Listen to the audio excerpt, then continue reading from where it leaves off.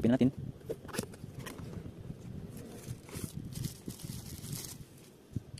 Ito yung driver head nya. Type C yung port.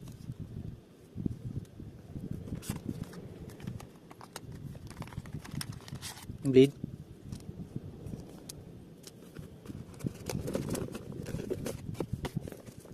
Remote control. Yung battery nya is 3 volt.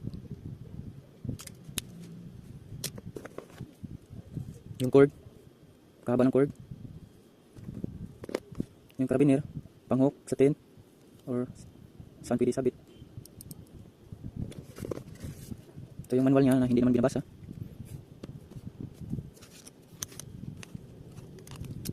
Try natin i-assemble.